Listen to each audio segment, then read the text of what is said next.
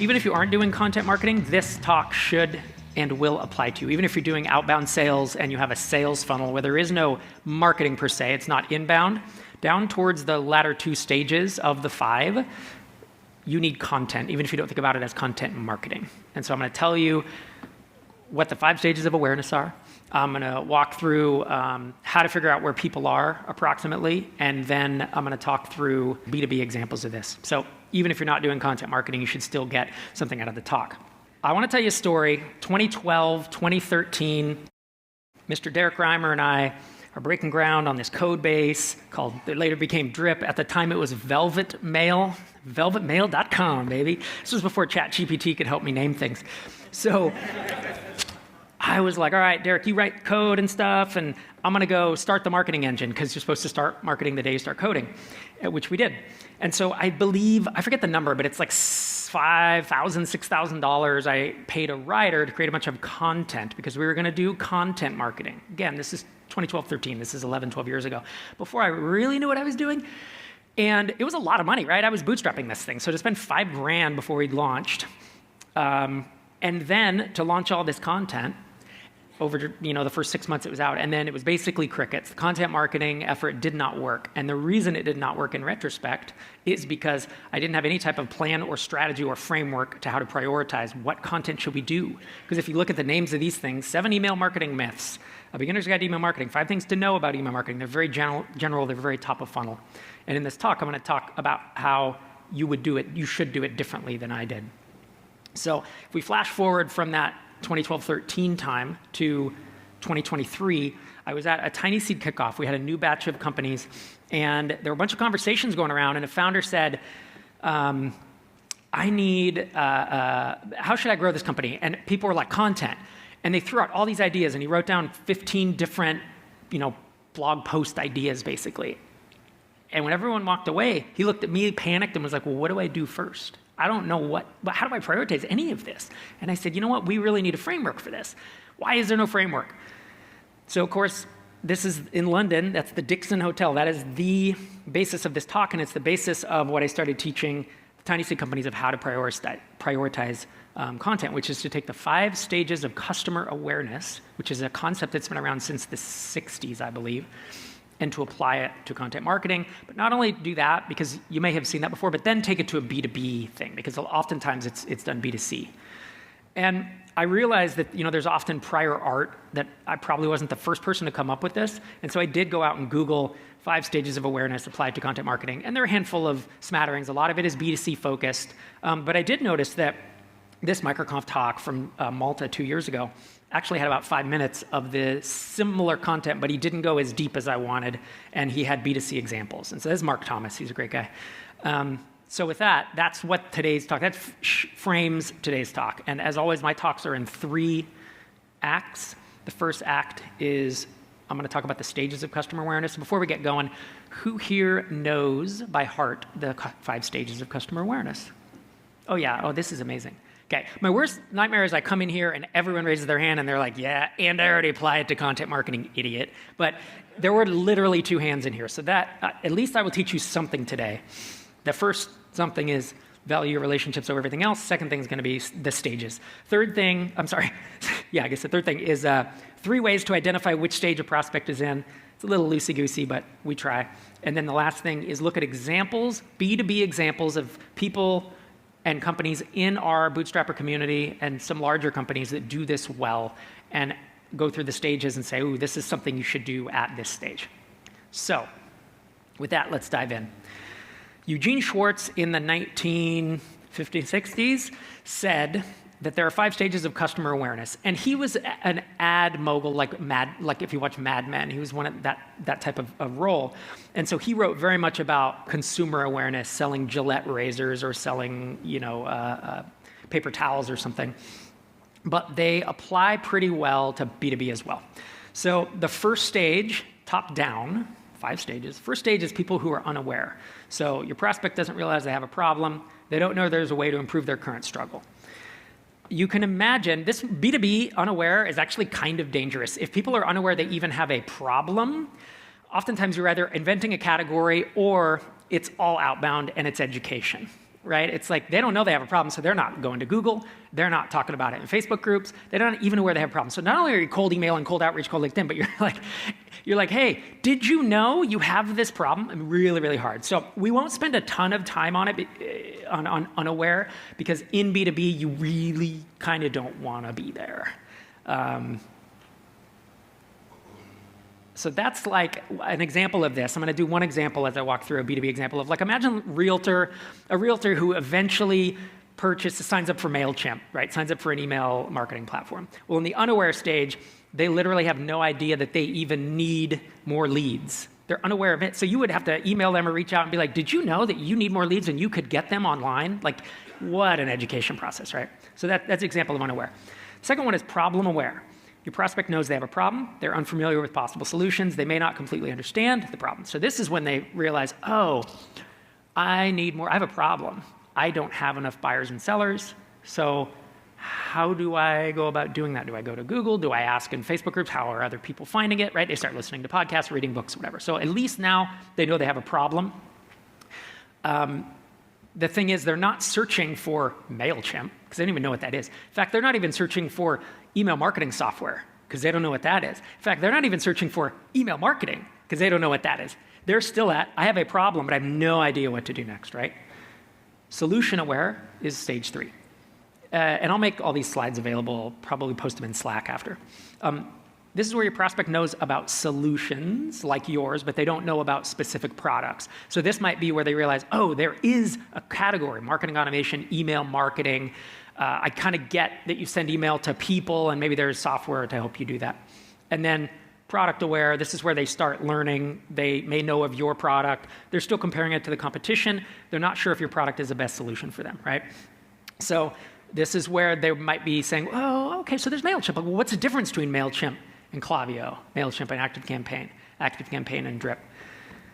And then we get to the point of most aware. This is where someone has really educated themselves on the market. They're probably close to making a purchase. Maybe they've even made a purchase, and now they're telling their friends and other realtors on Facebook or whatever other group they're in. So those are the 5 stages, and I kind of gave you a B2B example as we went through it. To illustrate it yet again, I'll do a quick B2C example. So this one always happens to me. I'm often unaware that I need, say, a new dice tower for my Dungeons & Dragons game until I see the deal of a day on Amazon, and I realize it's 50% off. Or buying shoes, for instance. There was an Amazon Prime deal day, or Prime Day deal, and I actually wear Asics. I have for a long time because they fit my feet. And I hadn't even thought about buying new running shoes. I bought them a couple years ago, right? But I saw Prime Deal Day, and they were doing a bunch of shoes. I was like, oh, this is so interesting. And so I went off and Googled, that reminds me, I need to buy shoes. I actually didn't buy them through Amazon, but I went and Googled best running shoes. What best running shoes? What are people making these days? So this is where I become aware that I do have a problem. I'm starting to research that problem, right?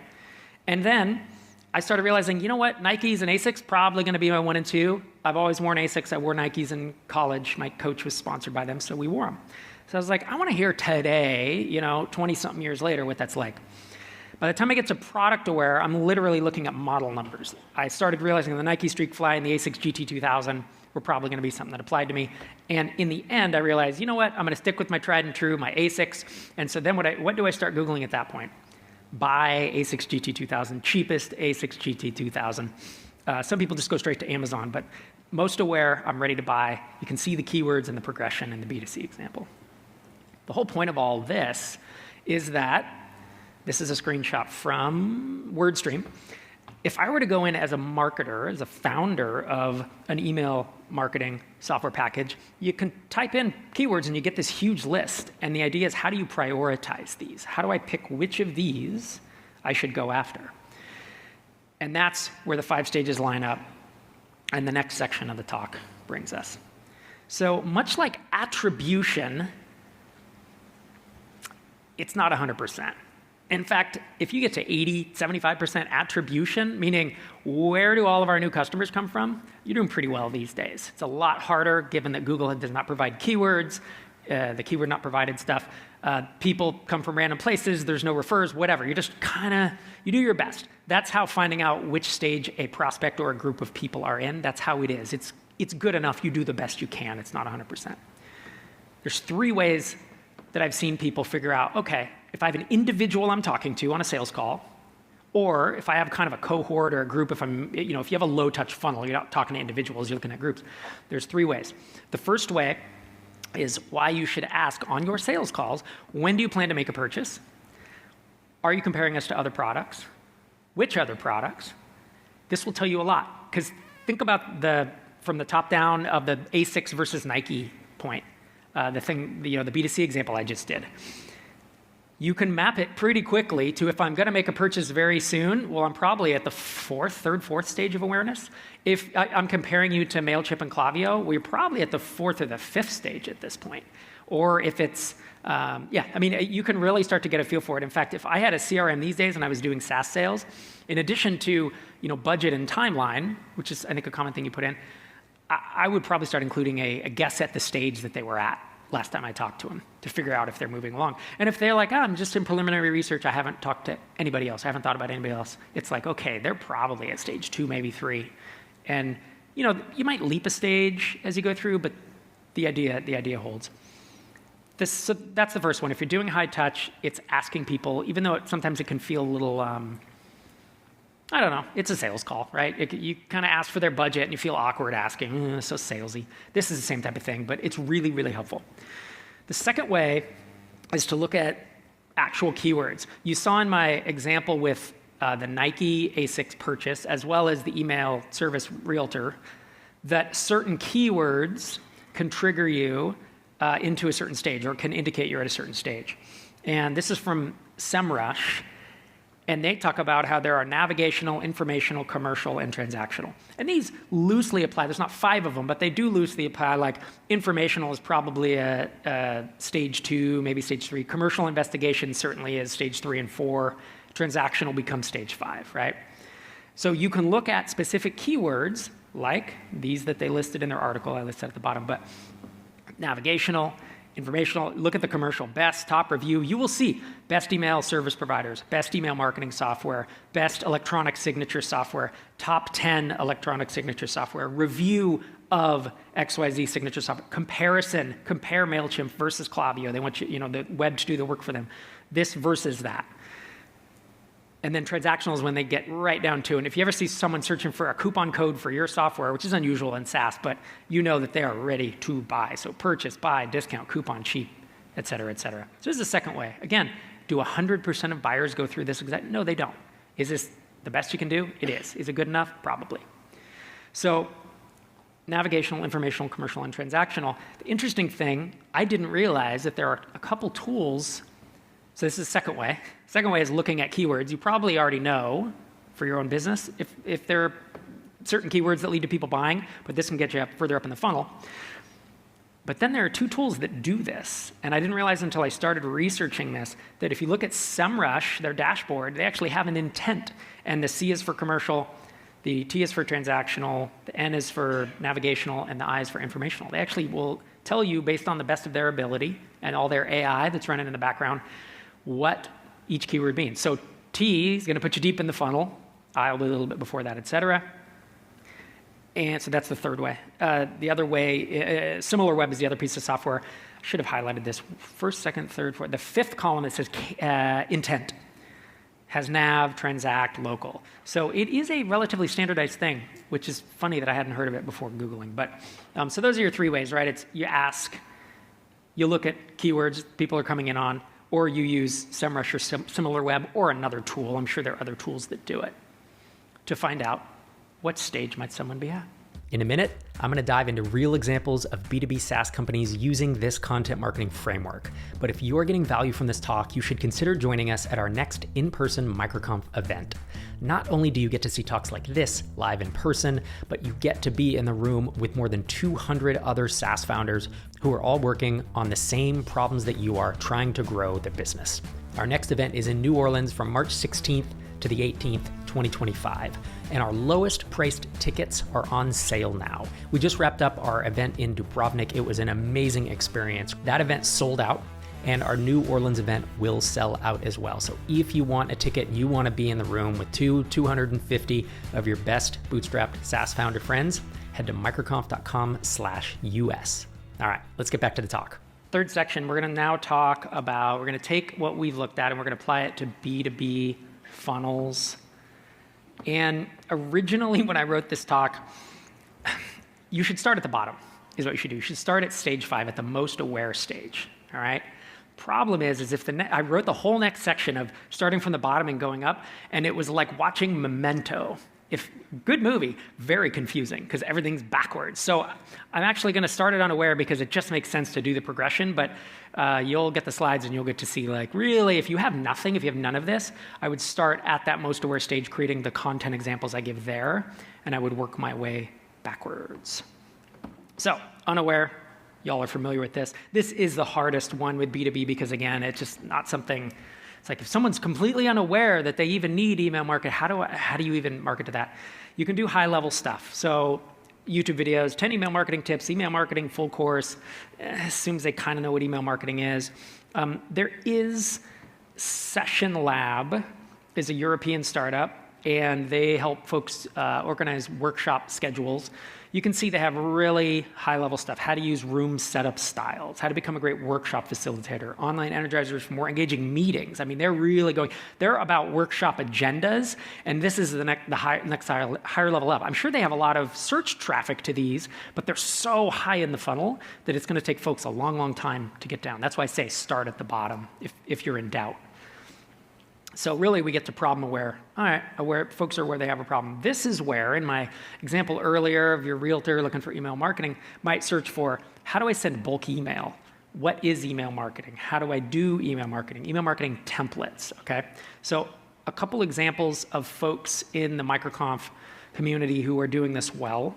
Signwell is really good. The bulk of Signwell's traffic is organic, Google organic.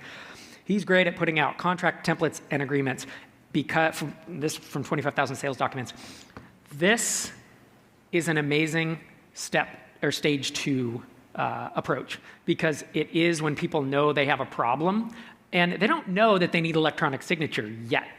But the problem they're trying to solve just now is they need a template. So he gives it away. It's a high search term, and then he works them through the funnel. Again, start at the bottom. He's up that high because he has a lot of other content down below. Session Lab, again, revisiting them, workshop templates. So they have the stage 1 stuff I showed you already. This is more stage 2. Templates, things to solve specific problems or needs for folks coming in. User list does, Veed.io, the co-founder of Veed, spoke at MicroConf Europe a couple years ago, and shortly thereafter they raised $1 kajillion from a major VC fund. Coincidence? I don't know. But they do a really good job with SEO. You'll see the tools: add image to video, add music to video, add text to video, add subtitles to video. People are aware they have a problem. They don't know that they need Veed's video editing software and have compared it to, but they don't. They type into Google, add subtitles to video, and they SEO the shit out of it, and you wind up here. So then you pull them through the funnel, probably with a freemium offering, if I were to guess. And user list. Many folks here are familiar with Benedict and Jane. What is user onboarding, the ultimate guide for SaaS companies? Again, it's something that's higher up in the funnel. People where they have a problem, they don't know how to onboard. It'll get them down there eventually. And more from user lists.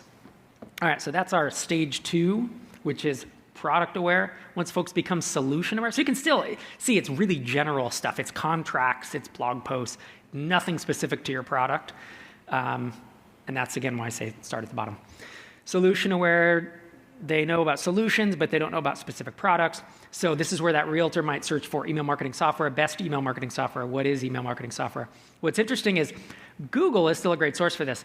Often, they wind up on Capterra, G2, Reddit, and Quora. So Capterra and G2, depending on the way to figure this out, is you go into an incognito browser, search for best, whatever your category is, top, whatever your category is, and see which ranks higher, Capterra or G2, or there's the other one, SourceForge, I think is another one. Hopefully it's Capterra because, frankly, they're the easiest one to work with and advertise on. But you can buy ads in Capterra, and they're highly, highly qualified folks that are already kind of people who hit Capterra are usually at stage 3 or 4. So they're deeper in the funnel. So even if you're paying quite a bit per click on Capterra, the conversion rate can be really good if you test it out. If you search search YouTube for Capterra, SaaS marketing, and my name, I interviewed a founder about it who is crushing it with Capterra, and he just basically opens a Komodo and shows everything he's doing for free. People often wind up on Reddit and Quora as well. I personally, for like MicroConf and TinySeed, I of course have the same thing. Think about folks just becoming aware of entrepreneurship and then making their way down the stages. So I monitor these things. I use 2 tools for this. There's F5 Bot and then Siphon, which I'll show in a second. These are helpful for monitoring Reddit, Hacker News, Twitter, Lobsters. Look at that. I've been using F5 Bot for like 5 years. I don't know what Lobsters is at all. But a couple times a week, 3 times a week, I get pinged with an email or in Slack, and it's like, hey, someone's talking about you or your book or MicroConf or TinySeed. Obviously, you would put your own SaaS product in there. You could pop in. You can weigh in or not, of course. But these people are usually asking, what do you think of product? They are product aware. So what is that? Third stage? 4th stage? Yeah, 4th stage. So people who are mentioning you by name or your product by name are pretty deep in the funnel, so engaging with them can be helpful. And I think this is Siphon, and I think Siphon must be breaking some type of TOS because I think they crawl private Slack channels, which is fascinating. Yeah, and Stack Overflow, you look at it, indie hackers, all this stuff. So this allows you, again, if people mention your product name. Google Alerts, I don't know for anybody else, but for me it's useless these days. It's what I used to use, and it's these 2 tools now that get me into that. If they mention my name, they're product aware by definition. So now I have a stage 4 person and a conversation around my company. So examples of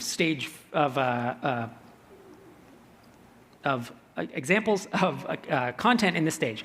SaaS email marketing strategy, everything you need to know. User list puts this out. You can see we're getting now deeper in the funnel. It's not about onboarding. It's specifically about email marketing. Ruben does a good job here with electronic signature because people come in, I'm still trying to solve a problem. And he guides them in 3 steps through a freemium funnel of what is an electronic signature. The next step, when they click through, is how would you like to create your own? So it's an engineering as marketing. That's the next thing. Oh yeah, I guess now that I know what it is, maybe I'll create my own. And then after you draw the signature, you click and it's, oh, by the way, you have this e-signature, easy and free e-signatures for all of your documents. So he almost walks them through those 3 screens from stage 2, stage 3, stage 4. He walks them through, and it's a decent funnel that is working for him. All right, product aware. Which I now realize Siphon and F5 Bot should be in this section. Apologies for that. But product aware is when they know the name of your product. We have people searching. I've already brought this example up, right? But it's the realtor who's talking about MailChimp versus whatever. This is where you're going to think about alternative to pages and versus pages, all right? And the difference between, people think these are the same thing. Your product name, let's say I have XYZ product. MailChimp versus XYZ product, my product name, only works when I have a brand that people are searching for. If I'm the first month or year of my business, the odds of someone comparing me to a competitor are very low.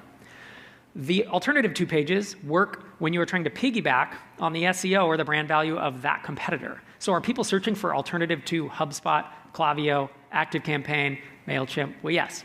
So then you put those pages in your early days. You can still have the versus pages for the 5th stage when people are actually comparing you and making a purchase sale decision.